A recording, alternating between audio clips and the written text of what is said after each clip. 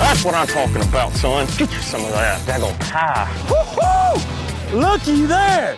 There's your bug-eyed big one right there. Getting started. We're getting started. Here's what I'm talking about. Gosh dang gorilla. Let's go, baby. Straight meat. God, look at that biggin.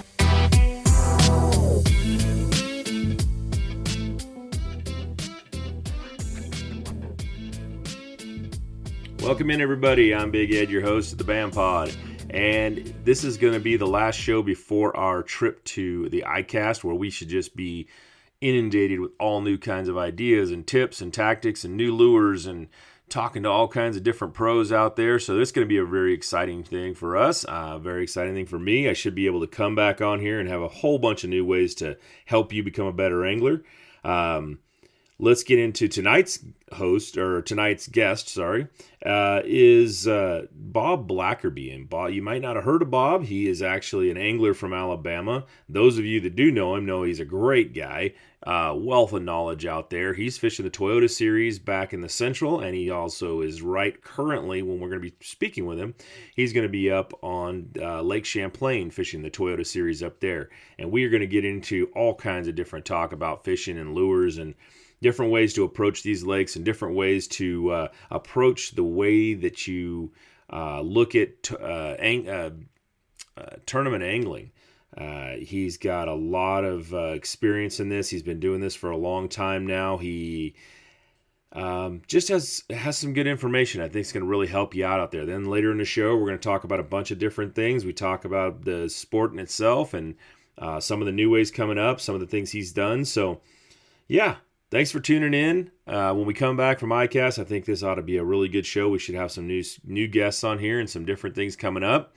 But this one was really fun to do, and I think you'll enjoy the show. So thanks for tuning in. Bass Angler Magazine, making you a better fisherman every chance we get. All right. Thanks for tuning in. Here we go. All right, everybody. Well, welcome back in. This is the episode 5 of the BAM Pod, and I'm Big Ed, your host. And on the line tonight, I have Bob Blackerby. He's from Alabama. What part of Alabama? Chelsea. I live in Chelsea. I'm about probably 30 miles south of Birmingham, and I live right about dead center between Lay Lake and Logan Martin. And if you're listening to this in California, you can tell I'm not lying because that is a nice Alabama accent he has on there. Yep. So you all are welcome. Bob is out fishing the FLW Toyota Series. He's going to be up on Lake Champlain. He just was up there and saw the 4th day, not the final day, but he saw the 4th day of Brian Schmidt's, domination of what was going on up there on Lake Champlain. And we're going to do a little bit of talking about what he's got coming up, what's kind of been going on out there. This show is going to air after his event. So I'm going to try to pick his brain and see if we can't figure out a little bit about what's going on in the bass world out there and either out in Alabama and in New York and in, just kind of all over the country. So everybody out there listening, maybe get a little bit of knowledge on kind of the things going on. He's going to drop a bunch of lakes out there on me that I hardly ever hear about or know about. I know for sure. So let's get into this thing and start talking about some fishing, because I know that's what everybody tuned in to hear was ways to help us get a little better. That's what Bass Angler Magazine is all about, is trying to make everybody a better fisherman. And I like to get guys who are out there, in the thick of it all, fishing. And Bob, you are a gentleman who is definitely trying to make it big in this business. Maybe not the biggest name known out there right now, but you're working hard, right? Yeah. I mean, I've been fishing for several years and started grassroots fishing 20 something years ago, fishing, weeknight tournaments on my home lake, and just had a love for it, started moving up, fishing some weekend stuff and then kind of started getting into some of the FLW, the BFL weekend and fishing the co-angler side and, just taking baby steps, and one thing led to another. And 20 years later, I'm still not at the big big league, but I'm knocking on their door. So would love to have the opportunity at some time to be there, and I'm trying hard. Now you come from a construction background or real estate, or what's your background as far as where?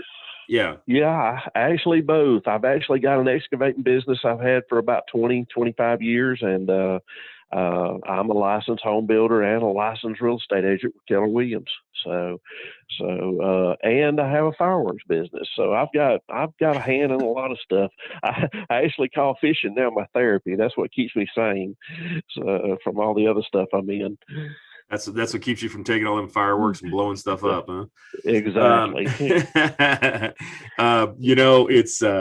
It's interesting because I've talked to Bob now for a little while, and we've had a few conversations out there, and it's funny when I bring your name up with some of the other people, they always have nothing but positives to say about you, and that's one of the reasons why I decided to get you on here, and we talked about what it takes and how financially difficult it is to make it on this level. You're fishing the FLW, the Toyota series, and with the Toyota series, you were talking, and I'd love to hear you talk about a little bit more with everybody here about how it's changed and how it's different, and how you're if you want to make that next step, what's that take right now to make that next step to that big level. And tell us a little bit about what you've been doing to get to that next level. Well, I've been blessed over the years for one, being self-employed and having the time to be able to take off, to be able to put the hours in on the lakes and the trails, to be able to get out here and to be able to do it. So it definitely takes that to be, the time and the effort for you to be able to be out here. But a big thing, is just, sponsors and the money, the cost of what it costs. I mean, these guys that's fishing at the highest levels, they, to do that and to have a family back home, but you got to put food on the table, and for, to deal with not only just what it costs in entry fees and, the gas, the tackle, the accommodations whenever you're on the road traveling and all that, that's a big cost. But then also, like I say, to have to put food on the table after all of that, it's expensive. It's very expensive. And I'm blessed to have a good sponsor with BaitMate. I've been with them for about 5 years now, and they're a big help for me to be able to do what I do at the level that I do. And and right now, about all I can handle, I do. I just finished up fishing the Central Division of the Toyota Series, and now I'm actually at Lake Champlain right now. And we're going to kick off this Thursday, the first of the Northern Division. So, and I'm, I don't know if I'll get to fish all three of them, but I'm going to stay with it. My driving goal is to try to make the championship. The championship for the Toyota division is going to be at Pickwick, actually in Alabama, where I'm from. So, Nice. I love that lake. So I'd love to make it. So that's my goal. So let me ask you this: you're taking off. You've been fishing down in the Central Division. It's Alabama, mostly Alabama area. What were the three? What were the three lakes you fished, or what were the three areas you fished down there? Oh me, you gonna see how short term my memory is. We fished Chickamauga, which was Tennessee. We fished Dale Holla, and what did we fish? I'm drawing. Gunnersville. Oh, it was Gunnersville. We fished it down over the snow and the ice, and everybody's, we've always had. How do you forget that one? Because I remember you complaining a lot about that. Man, we have some interesting weather fishing these tournaments, I tell you. Yeah, that's the one thing about bass fishing. They may say they don't stop for anything in football or whatever. But we don't stop for anything. Yeah, exactly. I don't know how I forgot about the ice storm at Gunnersville, and then we had 6 feet of rising water in about 2 days at Dale Holla. So, you don't get to pick and choose. You got to deal with what's thrown at you for sure. So now with you fished those three, you didn't? I'm guessing you didn't qualify for the championship at that point. I didn't. So I've had some missed opportunities. I probably had to fish. Every year's different. I mean, I've had some good years qualified right out of the gate, and this year I've lost some key fish that cost me, and so I'm. Uh, the interesting thing with the Toyota division of the MLF is they started out this year with what they call a wild card, and if we fish 4 tournaments, each division only has 3. So if you can go out and fish a 4th one in another tournament, or you can fish as many as you want, but they're going to take your best 4 and and add those together, and they're going to take like 12 guys that fishes the best of those. They're going to take their best tournaments and add them up together, and they're going to let them in on the championship on a wild card. So there's a chance I could make it on a wild card. That would be nice too. So what do you think you have to have at this, at Champlain? What do you feel like you need to have a place finish wise, I guess, to qualify? Lake Champlain it's a special place. It is so amazing at the fish that is in this place, and this is the most healthiest lake that I think I've ever been to. I've been here several years back. This is the first time I've been here in several years, and I think it's gotten even better now than whenever I used to come here, and it was always one of my favorites anyway. But it is just loaded with 3-pound fish that's in that average, a little better and a little worse, right around that. Right. So you're going to have over the 3s. If you can catch, you're going to need to be closer to the 4-pounders than the 3s to do very well in this. And the Bass Elite guys were here last week, and I think they showed that, in what they did here. 18 pounds a day. I was going to say, yeah, I think it took Brian Schmidt had looks like about 19 and a half pounds. So to win that thing every day, that's pretty impressive right there. You've one of the things that really is really interesting to me is you just, like you said, you just came off of the 3 down there. Now Gunnersville was in, a little bit of cold situations, and then you had and then you had the other two lakes, Dale Hollow and Chickamauga. And now I don't know that much about. I know Chick is a mostly largemouth with some spots thrown in. Gunnersville is a pretty much largemouth, and Dale Hollow, I think it has smallmouth in it, right? Yes, it does. Actually, all 3 of them have smallmouth in them, but very, very not as many in Chick and Gunnersville. But Dale Hollows actually is a very well known smallmouth lake. Now you're heading up to Champlain, and as far as I remember, that's a pretty dominant smallmouth lake, right? Yes, yeah. It's mixed, and two, years ago you used to go down and the Ticonderoga always played a big factor at Lake Champlain, but from what I hear from locals and all, water level up here now, this lake is a natural lake, and it's fed by snowfall and melting of the snow, right. And apparently they've not had a lot of snow to keep the lake full. It's about 3-4 foot low, and I think that has a little bit to do with some of the fish not doing as well down at Lake Champlain. I mean, down at the Ticonderoga, but it used to play a big factor. Ticonderoga was probably more of a largemouth type, on that end, and on the north end is more smallmouth. But the funny thing that I'm seeing now is, you can catch pretty good largemouth on the north end too. So, mixed bags are key, because the largemouth still tend to be a little bit more bigger and healthier. You can get some 4 and 5s a lot easier with a largemouth than you can a smallmouth here. So, but they're far and few between. So now you got out yesterday, you said, to pre-fish a little bit. What are you seeing? What do you think? What's your go-to bait right now? I'd like to see a little before and after, but We'll see what happens. Some people can follow you afterwards, maybe see how you ended up catching them. But what are you looking at right now going, you know what, this is what I'm going to attack. This is what I think I'm going to throw. And this is where, this is what I think I got. Of course, a drop shot is going, is key here. You're going to have a drop shot laying on the deck. I'll probably have two on the deck.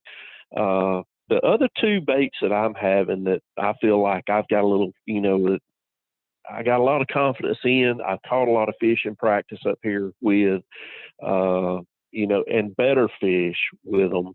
One is pitching a jig around the grass and, and doing that. And that's something that I like to do. That's what we do in Alabama, and that's something I feel very comfortable doing. Another thing is throwing a air spook. And I've probably threw it more than anything that I've had here. But the bites are far and few between. You get a lot of blow ups and a lot of misses. But when you do finally hook up on one, they're usually pretty good ones. And, coming from the South, I'm used to fishing for 5 bites. So, it don't, up here, this is a fish factory. So, you're going to get a lot of opportunities. So now, even though this is, I keep saying FLW, I guess it's the MLF Toyota series now. So used to that, but I'm still confused. Even though it's the MLF Toyota series, you don't numbers don't matter, right? It's your best 5. Yep. Best five. Yeah, because that's one of the that's one of those things that I keep looking at. I keep wondering if they're ever going to do that with the Toyota series, is use that other system. But so you're leaving the South, you're heading up north, you're starting to fish. What was going on down south that that's because I've seen a lot of people. I have a few friends that are out there in the South and they're fishing, and they're they're struggling a little bit because the heat's back in down there, and now you're up there, and that had to be nice to drive out of that heat and up into the New York area. Yeah, I'm staying in that Airbnb, and it doesn't even have air conditioning in it, and it's just as cool as it can be. So it's nice up here. So, but yeah, you're right down there. Closer to home, we're the spawn's over. I call it that summer funk. Those fish are, they're kind of getting out there, and they're getting in their summer stages. They're moving out to those deep spots, and they're getting underneath those docks and underneath those grass mats where it's cool, and they feed a little bit in the morning or really at night. That's at home. On Alabama lakes, this is whenever I like to night fish. Go out there with a big spinnerbait or something at night and throw it and slow roll it around. But a Saturday day tournament down home is it's a struggle this time of the year. What's your home lake down there? I live closer to Lay Lake, but not very much difference between it and Logan Martin. But I live in a great place. I can be on Lay Lake, Logan Martin, any of the Coosa River chain. I can be at Lake Martin. I can be at Gunnersville in an hour and a half. So I'm in a really good place to live. That's awesome. I mean, that's one of the things we look at down. It's so tough to, come out. I'm from California, so we're out here and we got, we'd fish different, but everything you've said so far is it's just, it really proves that fish are fish kind of all over the place, and the way you catch them is a little different. We're not exactly struggling to catch 5 fish all the time over here. There's definitely a lot of big limits you can catch and a lot of big limits you can get here. But I think this whole, the transition you're going to go through right now between going down there and then coming up and going to New York's pretty interesting. It's a tougher, it's a tough ride. You're talking about now you're up on Champlain, which is a fairly clear lake, a little deeper water. And like you said, the numbers are there. So, are you kind of expecting to have 20, 25 plus fish days? And how do you think this whole last tournament just pound? I mean, there's a lot of boats out there for that tournament, and they're going to be pounding that thing. Yeah, and we've got twice as many boats as what the elite guys had fishing in hours up here, and and these guys they're practicing hard every day, and the good thing about it, this lake has so many fish in it that I don't think it'll see the pressure as much as some of the lakes that we've been on. I still think everybody will catch them, and but yeah, it should do good. This lake's a little different. You mentioned about fish are fish everywhere, and they are, but it amazes me some of these lakes. Back home, I mean, we're used to on a rainy, dreary kind of day, fishing a lot of top water and getting a morning bite at shallow, and and it just seems like so much stuff up here is just a little bit different. Right. I catch myself out there throwing a Zara spook in the middle of the day and the sun beaming straight down, and that seems to do the best up here. And I don't even think I could buy a bite on an Alabama lake doing that, but could be just me. So Yeah. I mean, if it works, it works. So yeah, it's definitely a different thing. I know, we have a lot of that here too, is that the middle of the day, people don't think about throwing that top water. People don't think about throwing that reaction bait up there in the middle of the day, but it does catch a lot of fish that way. Especially smallmouth. They're so aggressive feeders, and if you get it in the right spot, they're coming up to eat it no matter what. So I think that's a great little, it's a great deal. Talking about, we talked a little bit about the difference in going from the south to the north and fishing up there. But now, and now you're up there, and you're talking about trying to qualify for the bigger series, and the next step from MLF or from the Toyota series is to what is the next step on that one? The MLF, it's because they've got Tackle three Warehouse. different ones. Yes. Now the Tackle Warehouse is what they call the Tackle Warehouse Tour, is what they call the old FLW Tour. And anyway, that would be the next step for me. And I would love to be able to get into that. Fishing's gotten so popular now, and with MLF coming in and starting and their stuff and merging with FLW and kind of bringing those anglers together, and with bass growing so much as they've grown over the last several years and the last few years, that I know bass is probably going to they're going to open up and let some of these guys from the opens is going to be able to come up and come in, and so it's getting harder to fish these higher levels, and the only way you're going to do it's by qualifying in the divisions that you're in, and it's hard. These guys are some really good fishermen in these divisions, and it's making it harder and harder every year.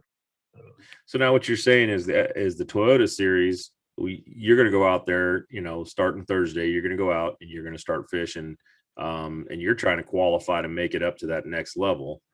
You're trying to qualify for the championship and then lead from there to the next level. If I could qualify for the championship, that would be good. But if I can fish a division and end up in the top 5 in the points, I will get an invitation to go to the next level, and that would be good, and that would be what I would want to do. So from what I just heard is that you're saying that the MLF is allowing the guys who are already on that tour, on the Tackle Warehouse Tour, they can come down and fish the Toyota series. Oh yeah. I mean, how does that make you feel right there? As far as here's guys that are already on that next level, and they're going to come down and maybe knock you out and keep you from getting up there. Yeah, well, and it does, but it's the same way with the opens and the Bassmasters and the opens. Those guys can go down and fish the opens too, and I know that's been something that's been discussed with some of the guys. The guys that's only content with just fishing the Toyota series. They don't like it whenever the guys, the bigger guys come down and fish, because they feel like that's taking away from some of the points that they may get or some of the checks and stuff that they might get and some of that, I kind of enjoy it. I like competing with them. I love the competition. But at the same time, some of these guys might not be qualifying, like on the elites or some of this, and they might be on the bubble to be moved out for one of these other guys that's going to come up. So, it's a good thing for them to go ahead and try to requalify, and instead of being, bumped out. But yeah, MLF, their schedule works out where a lot of the big MLF pros, the tackle warehouse pros, they can all come down and fish the Toyota Series. I've seen several of the guys here at Lake Champlain.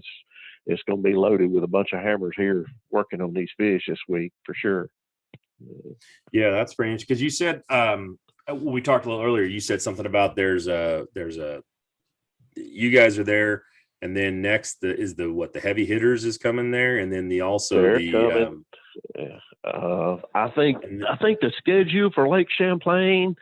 Of course, last week the elites were here. This week the Toyota Series is here. Next week they've got a BFL here. I think August, about the first week of August, the MLF Pro Tour will be here, and then in September they've got some some ABA team trails and stuff like that here. So it's loaded up. That thing gets hammered. That's yeah. Good thing it's a real big lake, huh? Yeah, it is. Well, let's talk a little bit about some of these patterns coming up, because we're talking about some, talking about the different fishing, and right now you're fishing topwaters and things like that. What's coming? I mean, what do we got? We're kind of talking about, summer's here right now, and what's your top summer stuff? What do what's the money maker that you're going to go out there and start throwing? Either way on your home lakes or whatever, because that's, guys are going out there right now, and you talked about it being a little tougher and things like that. And it's like, let's get somebody some ideas of what's some great baits to throw this time of year. Because summer's a tough time sometimes, Yeah, it is. One thing that I like about the way the MLF and Bass, the way they format their schedules, is they chase the season. And I mean, from we start out, and they always starting out down in Florida in January, and just progress north, the whole time. And then now we're in that northern swing, and these fish up here just came off bed. And so it's almost like we're up here in springtime. So so that makes it nice. And I mean, that's the fun thing of coming up here. The elite guys this week, they're at the St. Lawrence, and I'm sure they're going to just whack them at the St. Lawrence this week.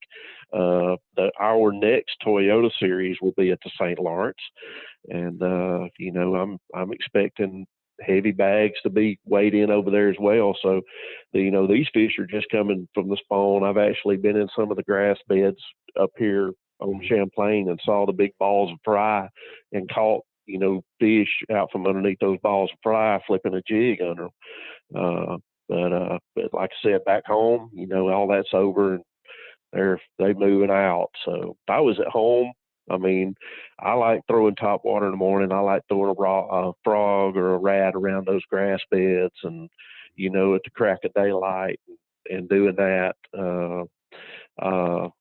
Two things. I mean, I like flipping. I mean, I love going and flipping those big heavy mats with a big heavy jig and getting in that shade and doing stuff like that. But I like to, going up the river on the Coosa River system and these river systems where the water generation is, the water seems to be churned.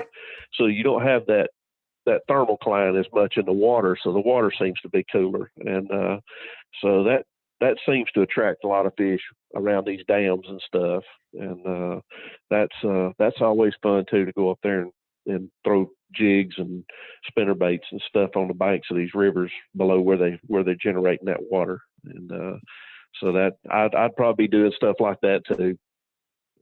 Yeah, I watched a couple of the videos that Nikki Jo had put up there on the Coosa, and she's going up to that dam, and that water generation that's pretty intense.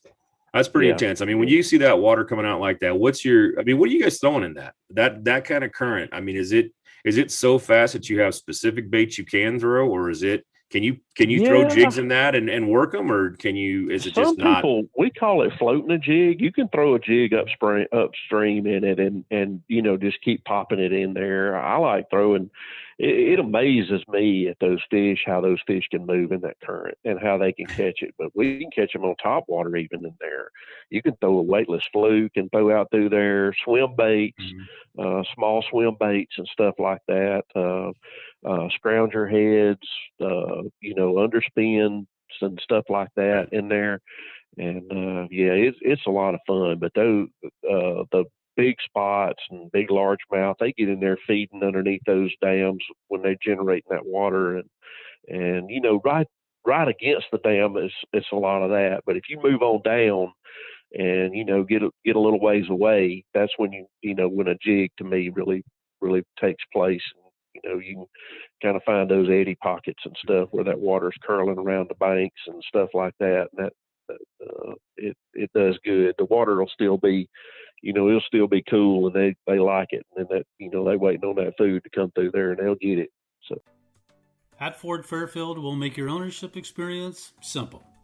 Our simple price, simple process is designed to save you time by eliminating the back and forth. That means you'll always get our very best highly competitive offer right up front. No games, no gimmicks. Our goal? To provide you with an exceptional experience. Stop by or book your appointment today. Ford Fairfield. Simple price, simple process. Are you I know the Coosa is big on spots, and there's good largemouth in there also, but what do you mostly target this time of year? Are you a spot guy? You like the smallies, largies? What is it that you like the most fishing for? if I was at home, I'm a largemouth fisherman. I mean, I'll fish for anything that bites. I mean, Right. At certain times of the year, I've got ways that I can go catch. I feel like I could go catch a bigger bag of spots than I could a largemouth, and so it's just kind of whatever you can get after. Right. But given This the time of the choice, year, you're doing largemouth, huh? I'm probably going to do largemouth. I'm probably going to try to hit some, we call deep water brush piles on the Coosa River chain about 10 foot deep. That ain't Yeah. deep for many people. So, largemouth, you might throw a jig in one of them. You might get a largemouth or a spot. So, either or. So, So I'm hearing mostly that you're a big jig guy. That's your number one bait you go to. I mean, you always got one tied on. I've always got a jig tied on my boat. If it be in the springtime, it might be a swim jig, swimming it in the grass, or on a shad spawn. In the summertime, I'm gonna have a football head jig on, or a big old casting jig that I can work through some brush. I mean, I love catching them on that jig.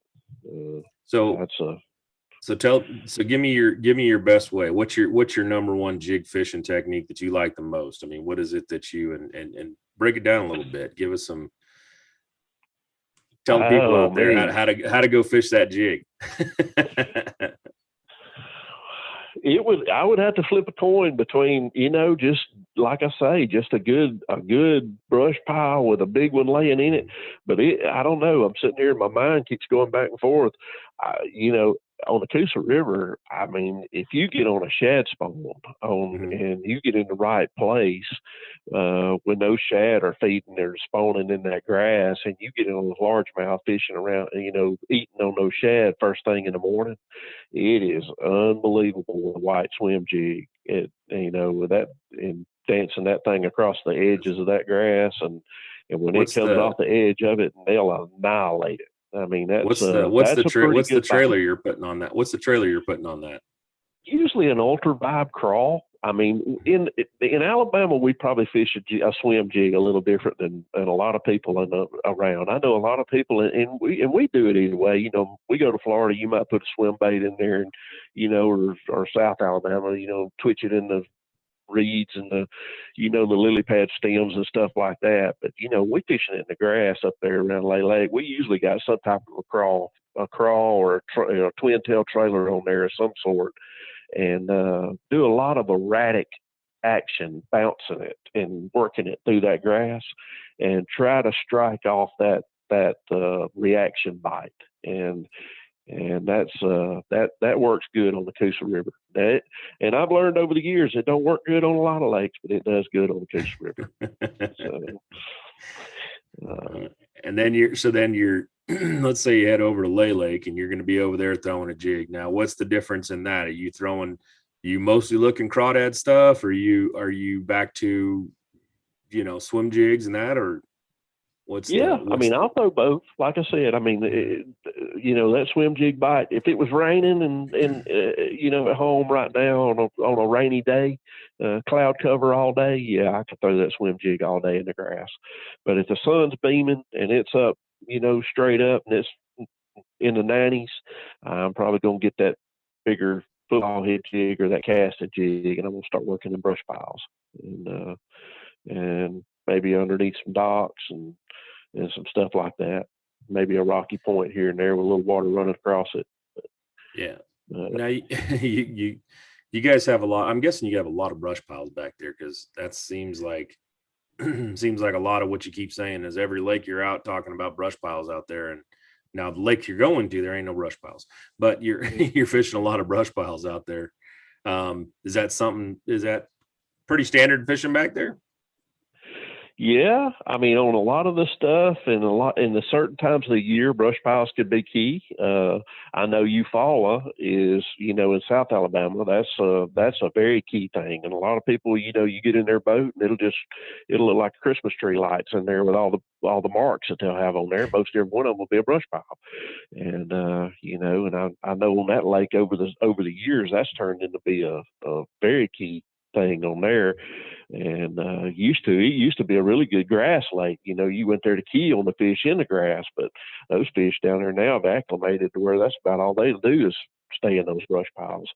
But Lay Lake's not, it's not as bad as like Eufaula, and of course Tennessee River, it's not either, but if you know where some are, it's good to go hit them. And the thing, a lot of the guys around down there where we're at, they put them out, and they try to make their own beds, and they'll put them out, try to have that edge over somebody else and that secret spot where they can go get them one. So, with today's technology and electronics, it ain't hiding. They ain't hiding them too good. So yeah, you can find them for sure. They get them hid for a week or two, and then somebody finds them. Exactly.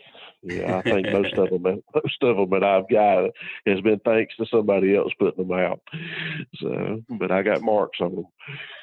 And now you're going to Champlain, where you're, you talked about you're jig fishermen up there too, and you want to get up there and fish some of those grass piles and grass pockets and things like that. But that's a totally different fishery. Now you're fishing for, your structure's different. It's completely off the wall, and what are you, besides just how you searching up there to find what's the way to catch them up there? What's the way to find them up there if you're not looking for that structure?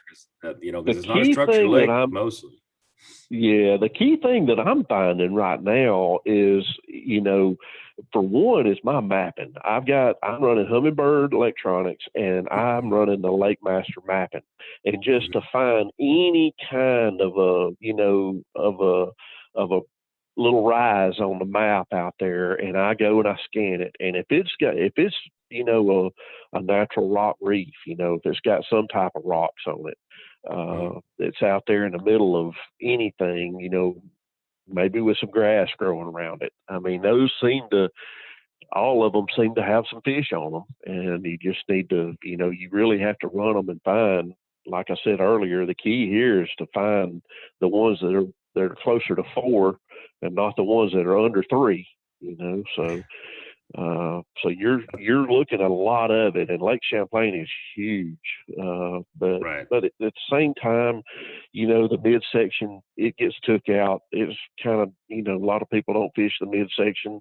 Now the south end of the Ticonderoga's, really not got a lot to play. So, so now it's just that north side. And, so, a lot of the bigger tournaments are coming in. So it's getting beat on, but there's so many fish in here. I think these places they reload quick. Yeah. Now it's a week after the last tournament was there. It's been pressured pretty hard. It's been hit pretty heavy. What do you think that's going to do? You think that lake's big enough to just say, nah, it ain't going to matter. I can find you. Are you going to go out and say, hey, I can find my own fish? I can find fish that haven't been touched. Or are you saying hope to find schools that are, even though they got touched, even though they got broken up or hit or hard or fished hard, that they're going to actually go ahead and, still bite? I don't think it'll matter. This lake is so healthy. Like I said, it's a special place. And two, what's going on here is these fish here are, they've already done their spawning. Like I said, I've saw some fry garters. So a lot of those in the smallmouth are the same way. They're moving back out.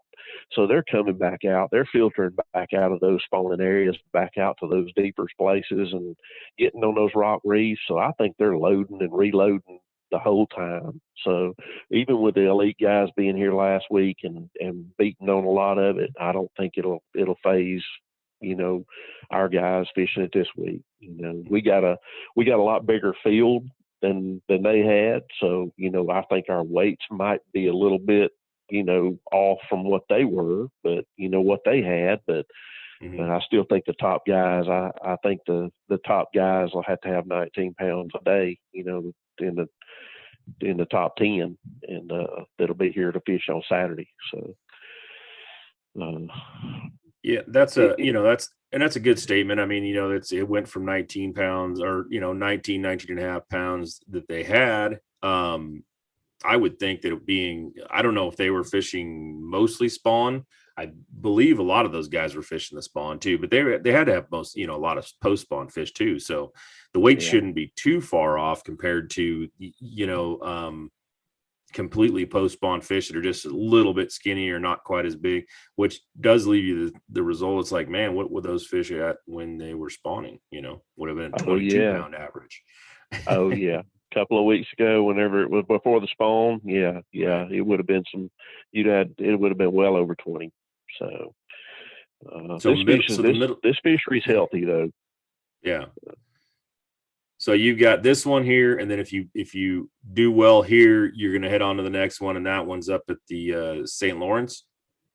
Yeah, it'll the Northern Division is the schedule for the Northern is we're kicking off here this week at Lake Champlain. I'll drive all the way back to Alabama for till August the 20th. I'm coming back to start practicing. So the following that week, after the Thursday, Friday, Saturday after that, we'll be on the St. Lawrence. And then I'm not sure, but the last stop of the Northern is on the Potomac River. And I think it might be maybe in September, I'm thinking. So I'm not sure on the dates on it. So now how far of a drive is that for you from Alabama up to those things?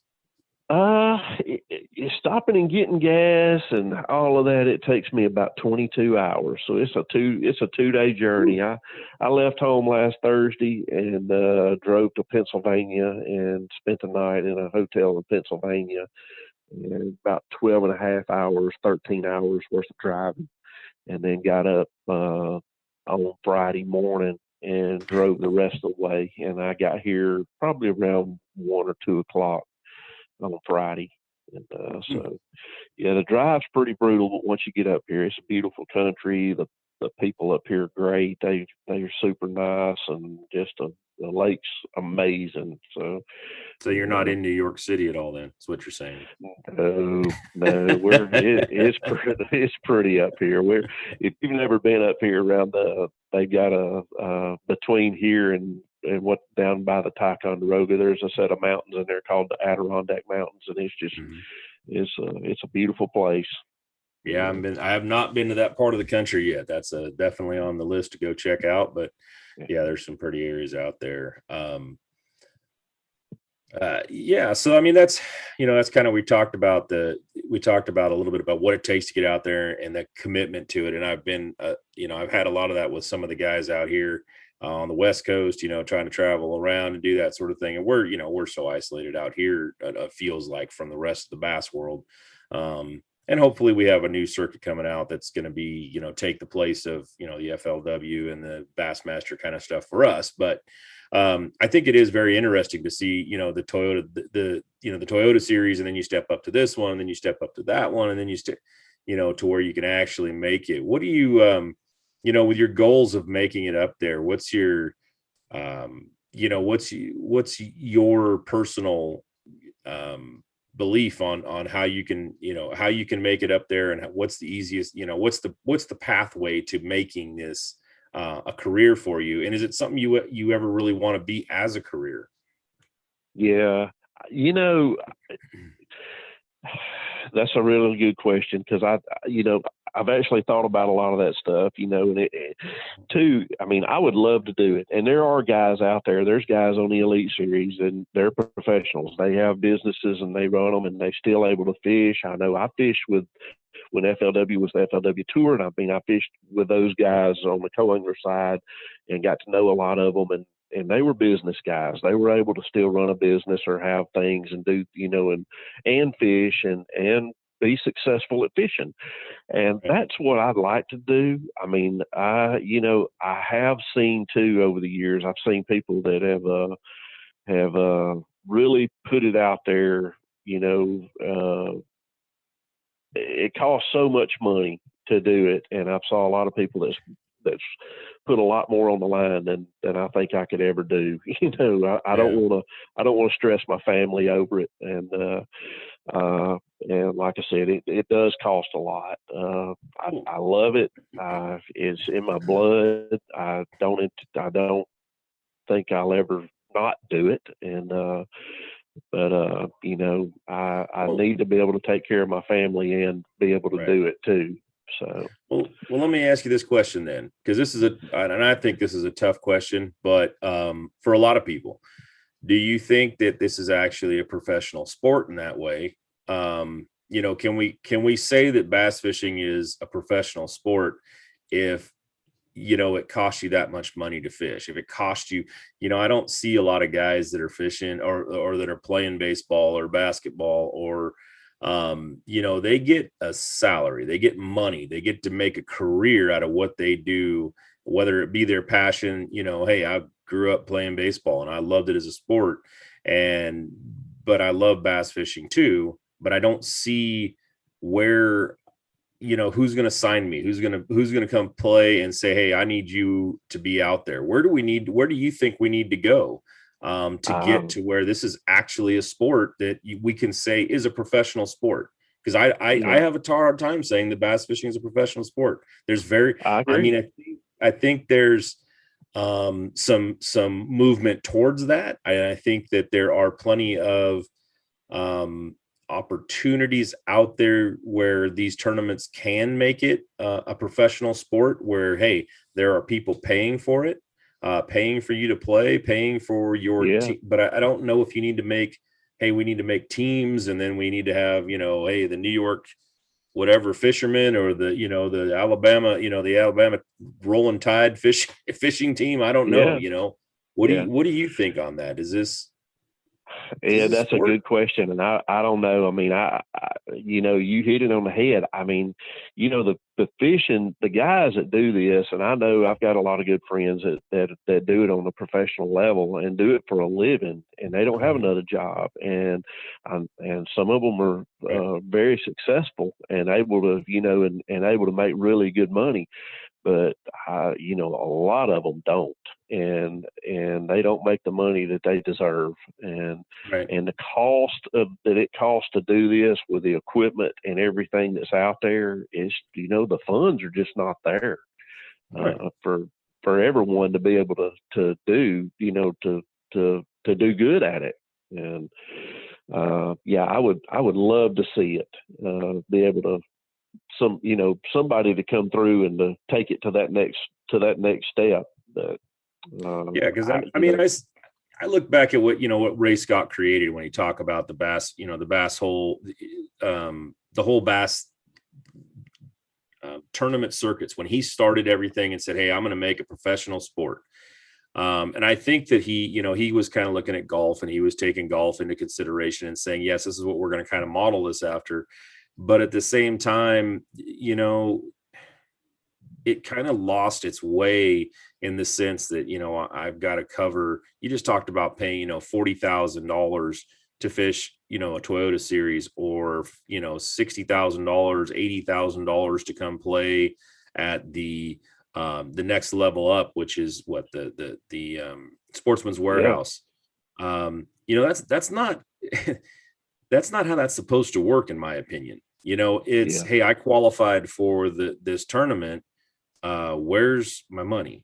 Where do I when do I get paid? Do we need to get, they always say that, sports agents killed the sports, but has it, or has it made people, this is, I don't see, a lot of these guys out there, let's name a Derek Jeter. I don't see him running a business on the side and, and playing baseball. He plays baseball for a living. He makes money.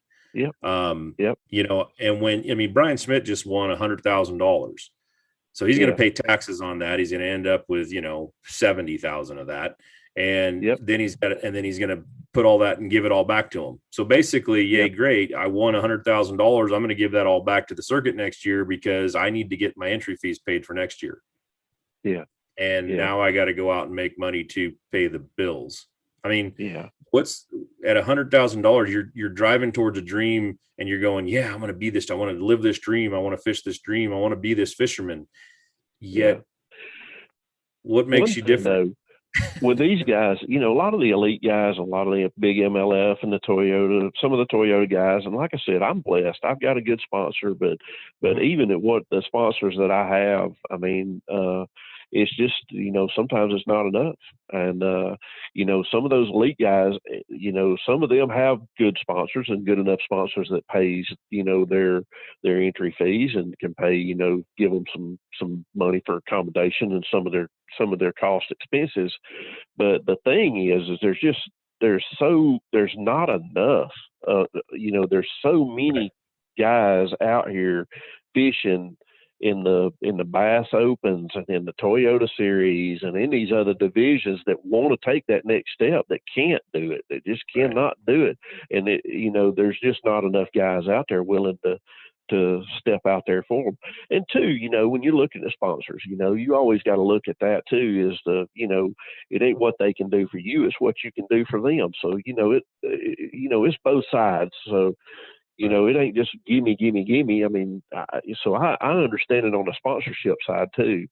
So there's a lot of stuff that could help our sport. But I don't know the answer. I don't know the real answer. What do you think? What do you think would help this sport? What do you think this would help make this a sport that is a professional sport? Because I want to say, I believe this is a sport. I mean, don't get me wrong. There's probably 70% of the guys fishing couldn't run a 100-yard dash, but it is a sport, and this is I think it's a sport, but I just don't know that I can call it a professional sport the way it sits right now. Just because of the sense. I mean, I look at things like that, like you win $100,000 and you just go, that ain't gonna do it. It ain't gonna cut it. You got to win 4, 5, 6 of those. And then all of a sudden you got enough money set aside to, be a fisherman, I guess, is I guess that's how it's saying. But what do you think? What do you think it would take? I mean, it's something I've looked at, and I really don't see how you can make this more of a spectator sport than what they're already doing. I don't think you can either. I mean, I agree. I mean, I know, I wished I had the answer, but I really don't know the answer. And, I really don't. I mean, I wished everybody that was out here could do it and could enjoy doing it and could make a good living at it. If that's the living that they chose to do, right? Of course, you got to be good. I mean, to do it. And I mean, and like I say, there are some guys out here that does do good,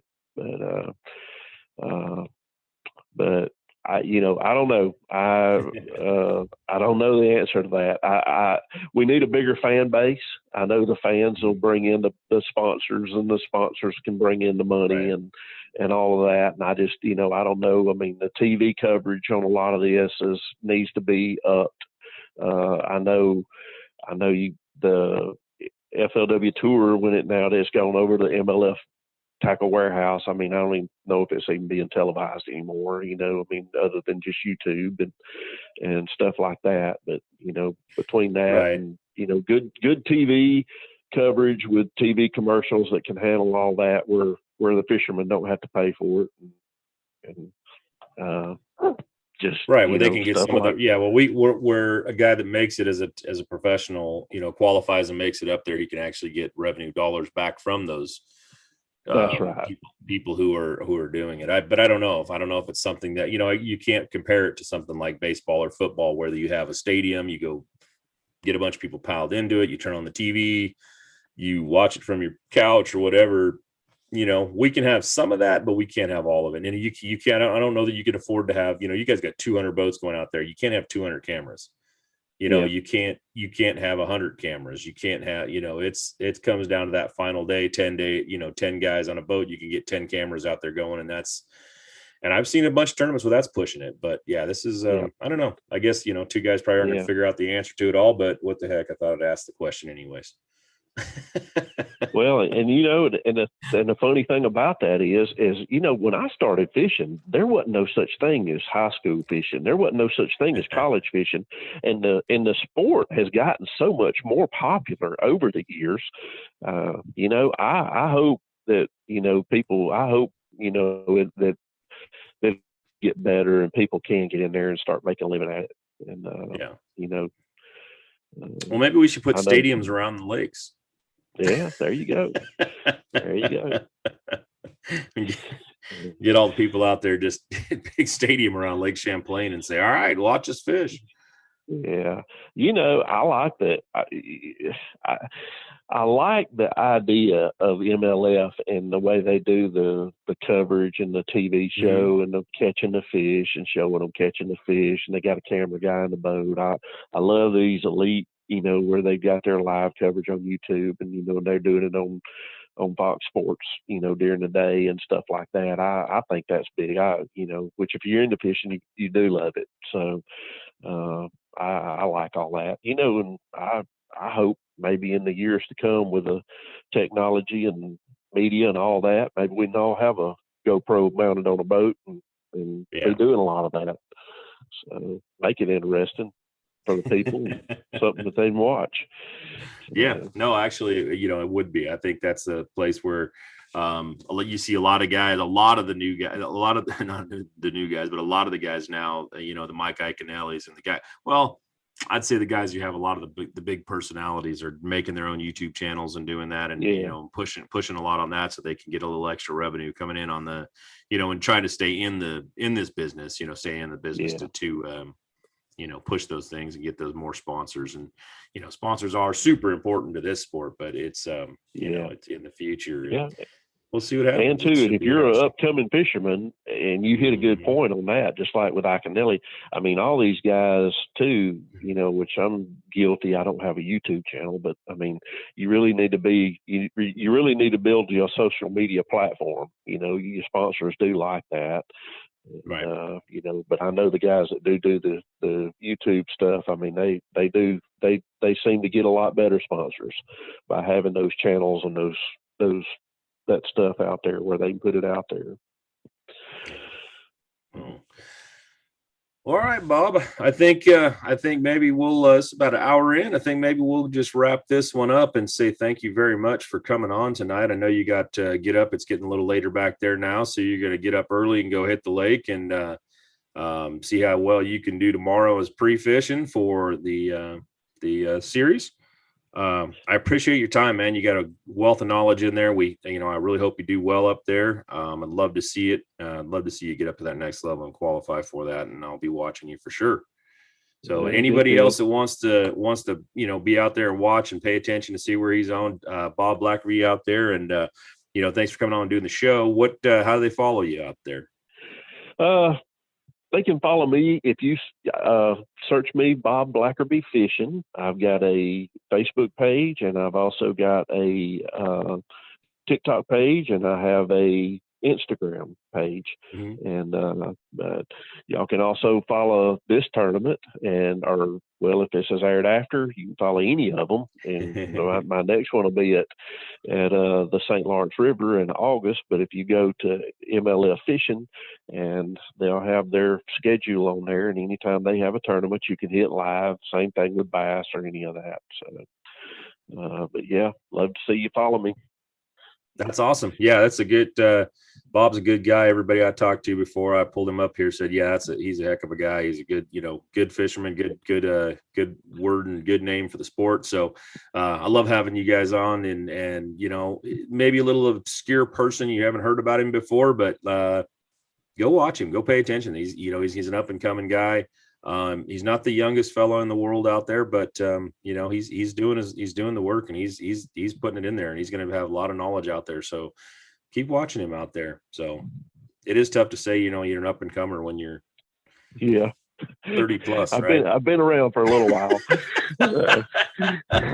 That's right. I'm in that same boat. I don't intend on going nowhere soon. All right. Thanks for having me on, Ed. Hey, Bob. Well, thank you very much. And y'all have a good night. Thanks for tuning in to the Bass Angler Magazine podcast, BAM Pod here. And we'll be on the next one. We'll be coming back from ICAST. So thanks for tuning in tonight, and we'll see you on the next one. Thanks so much.